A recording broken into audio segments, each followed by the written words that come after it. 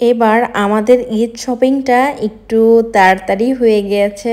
একদিন গিয়ে আমরা সবার ঈদ শপিংটা করে ফেলেছি। তো আমরা গিয়েছিলাম পাকিস্তানি একটা দোকানে।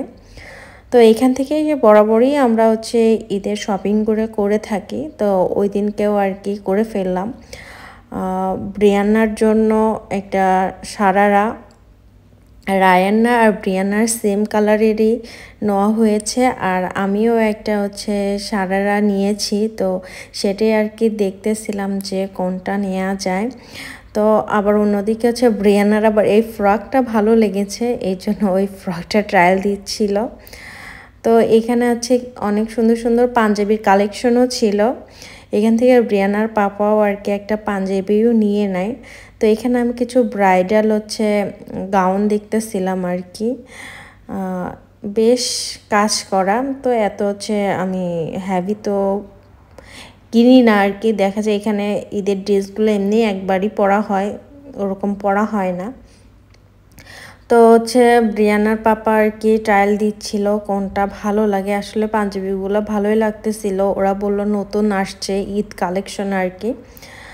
তো সেই জন্য আর কি চিন্তা করলাম যে একবার নিয়ে যাওয়াই হোক, ভালো আর কি। দেখা যাবে যে যত দিন যাবে তত ভিড় হবে।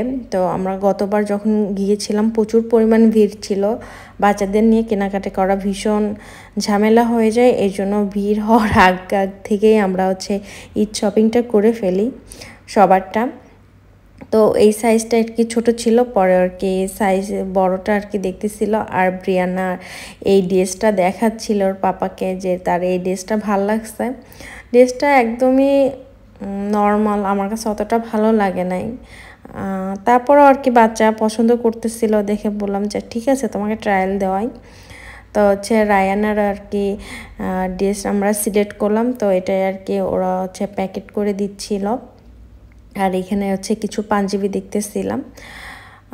আমরা একদম লাস্ট কাস্টমার ছিলাম। তো এরপরে আর কোনো কাস্টমার নাই। তারপরে আর কি আমরা জুয়েলারি নেওয়ার জন্য আরেকদিন যাব, কারণ ওই দিনকে একদমই সময় ছিল না, টাইম শেষ।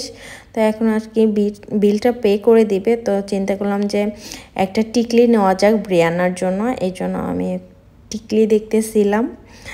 তো একদমই সময় ছিল না। ব্রিয়ানার পাপা বলল যে আমরা আরেকদিন আসবো, এসে তোমরা কসমেটিক করো, আজকের মতন চলো যাই।